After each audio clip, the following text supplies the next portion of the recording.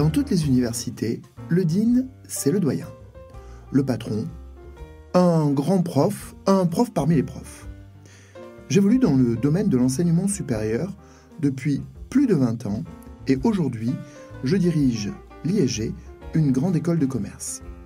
Et j'ai voulu permettre à vous, parents, curieux ou étudiants, de mieux comprendre les coulisses et les enjeux de ce monde mystérieux qu'est la vie après le lycée. Je suis Thierry Sebag et je vous souhaite la bienvenue dans les Confidences de Dean, le podcast qui décrypte le monde de l'enseignement supérieur.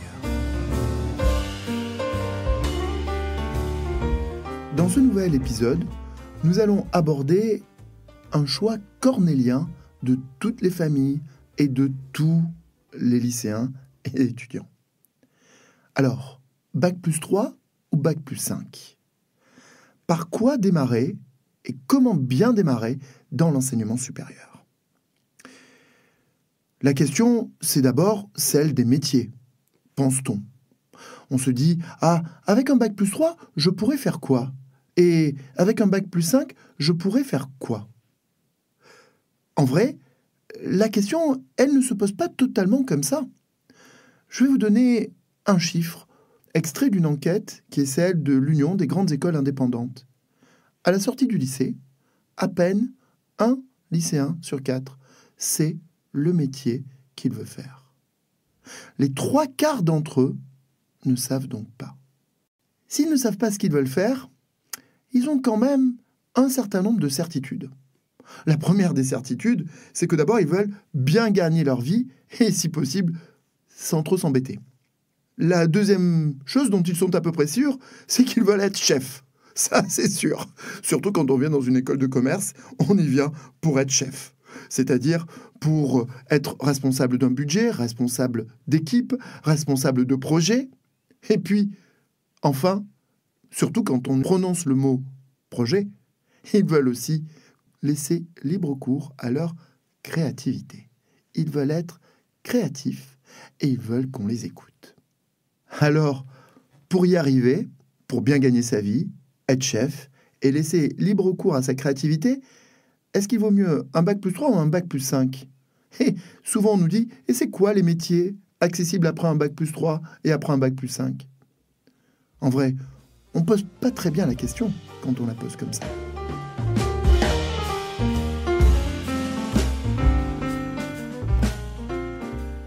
Bac+3 ou Bac+5, ça n'est pas, pour nos étudiants et pour l'école, simplement une question de métier. C'est d'abord la question de la peur de l'engagement ou non de l'étudiant vis-à-vis de ses études. Certains n'ont pas peur de se marier tout de suite, et pour la vie. Et d'autres ont besoin de se fiancer. Et les études, vous savez, Bac+3 ou Bac+5, c'est pas très différent. Quand vous avez peur de vous engager sur 5 ans, un Bac+3, c'est pas mal. Un Bac+3, ça permet déjà de voir si on va s'y faire dans l'école, si on va s'y faire dans les études, si on ne va pas passer par une première période de travail avant de poursuivre. C'est pas mal de se réserver le choix. Et puis, d'autres élèves, eux, ils n'ont pas peur de l'engagement. Ils savent que pour obtenir un bon poste, un bon salaire, être chef et être créatif, il faut un Bac+5. Et eux, Bac+5, s'engager tout de suite, se marier tout de suite, c'est même pas un sujet. Pour autant, ça ne signifie pas que les premiers ne feront pas de longues études. Pour autant, ça ne signifie pas que les seconds ont tort. Ceux qui choisissent un Bac+3, ce sont généralement des jeunes qui ont cette peur de l'engagement. Ça n'est pas une peur irrationnelle. Souvent, cela vient de l'expérience que l'on a eue passée. Un peu finalement comme lorsque l'on vient vous demander de vous remarier. La première expérience que vous avez eue, elle n'est pas forcément idéale. Et alors vous vous dites, oui, je veux bien, mais d'abord, je préférais conscience. Choisir un Bac+3, c'est d'abord se laisser le temps de reprendre confiance dans l'école.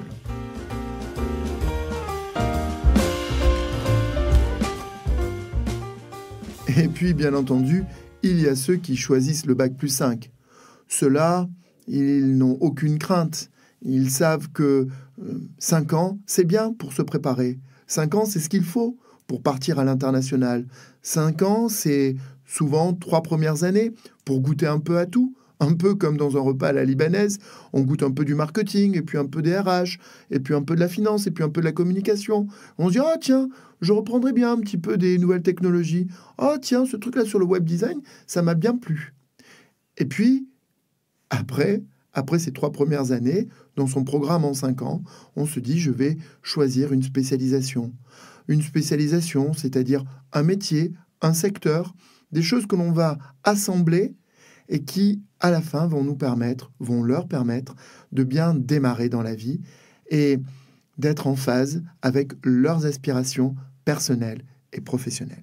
Certes, il y a cela, mais il y a aussi tous ceux qui, de bonne foi, ne sachant pas ce qu'ils veulent être, ce qu'ils ont envie d'être, choisissent un bac+5, un peu comme on aurait choisi de mon temps un bac S, aujourd'hui maths ou maths complémentaires, en se disant, de toutes les façons, avec un bac+5, j'aurai toutes les portes ouvertes.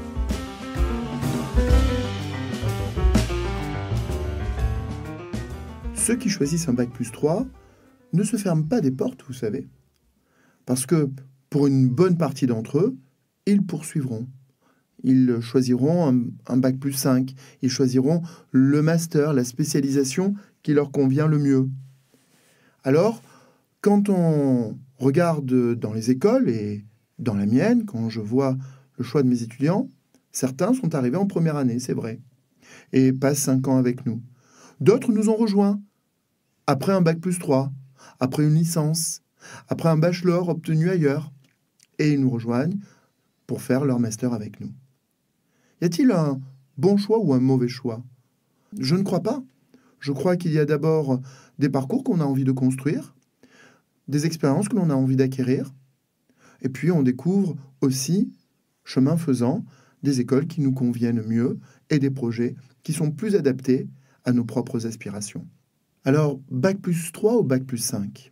Je crois qu'il est important de rappeler à tous que les diplômes ne sont pas simplement faits de papier. Et que, en vrai, ce qui va compter, ce seront aussi toutes les expériences que vous allez accumuler. Peut-être ce seront vos expériences associatives, peut-être que ce seront les expériences professionnelles que vous avez accumulées, et on ne vous interrogera certainement pas sur le cours de contrôle de gestion que vous avez eu en 3e année. Peut-être qu'on ne vous posera pas de questions en droit social, même si vous avez beaucoup travaillé, mais en revanche, on vous demandera comment a été votre expérience lorsque vous êtes parti seul au Vietnam. Comment vous vous en êtes sorti lorsque vous êtes arrivé pour la première fois en Amérique du Sud et que vous avez découvert le Chili et qu'il a fallu vous adapter immédiatement. Voilà, ça fait partie de votre formation. Ça, bien entendu, vous l'avez acquis dans votre cursus, au cours de votre cursus. Et c'est ça qui compte.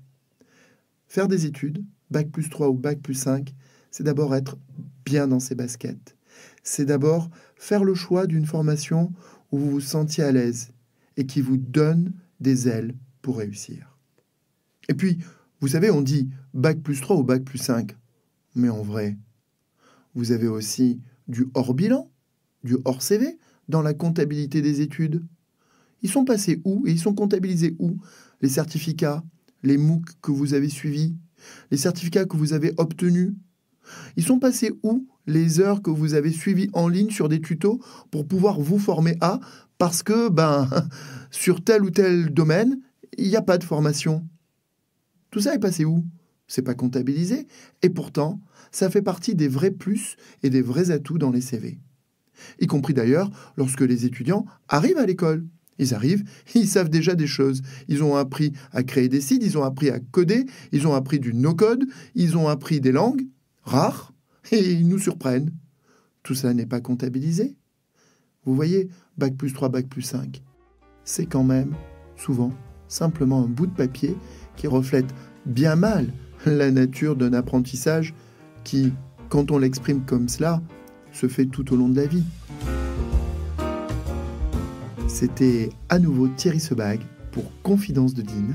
Vous voulez plus de confidences? Retrouvez-moi sur LinkedIn.